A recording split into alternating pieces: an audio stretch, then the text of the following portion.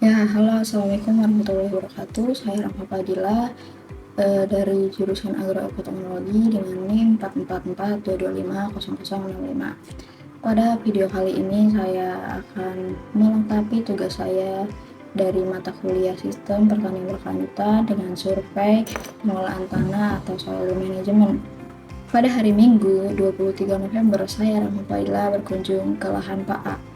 Pak A ini latar belakangnya itu hanya bekerja serabutan sebagai gali kubur dan kuli bangunan. Nah, kenapa Pak A menjadi petani? Sebab semasa SMA ia sering mengikuti kegiatan pertanian yang di luar sekolah.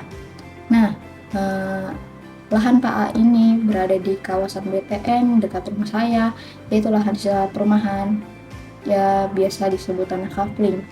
Ia berhasil memanfaatkan untuk menanam cabai, tomat rampai, dan terong dengan metode tumpak sari. Dan meskipun bahannya terlihat sangat sederhana, produktivitasnya juga sangat tinggi karena beliau itu panen cabai hingga 10 kali petik dengan omset 2-3 juta rupiah. Namun, mencapai hasil tersebut, Pak A juga memakai input eksternal yang ia beli dari online, bibit juga dari online gitu kan, untuk mempercepat pertumbuhan seperti pupuk urea, pupuk NPK, gandasil, booster, terus juga pestisida. Nah, ini pupuk yang ia pakai. Ini kebun Pak A, ini kebun Pak A bersama Pak A, dan ini Pak A bersama saya. Nah, tapi meskipun itu, ia juga berusaha menyeimbangkan semua itu dengan menambahkan pupuk organik seperti kohe yang ia dapatkan dari kampung sebelah, yaitu kampung kandang sapi. Di situ banyak peternak.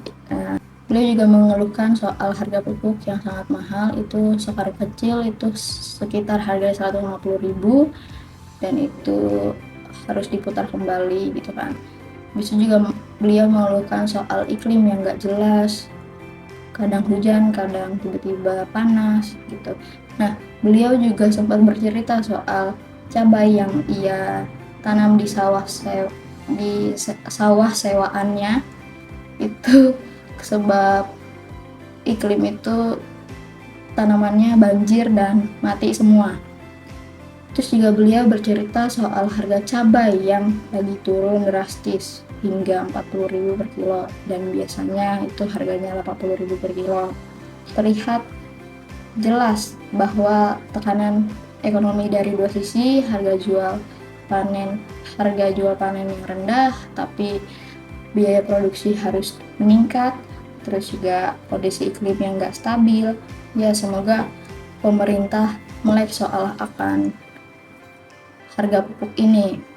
Nah, menurut saya apa yang dilakukan Pak E ini harus tetap dilanjutkan karena beliau menunjukkan kesadaran yang baik dalam menjaga pengelolaan tanah secara seimbang dengan tidak bergantung sepenuhnya kepada pupuk kimia dan juga berusaha untuk memasukkan unsur organik seperti kohe agar tanah tetap sehat.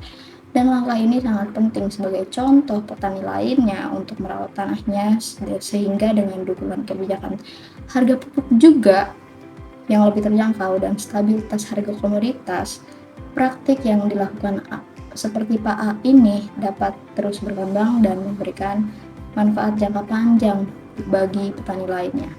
Ya, mungkin segitu saja video kali ini. Terima kasih. Wassalamualaikum warahmatullahi wabarakatuh.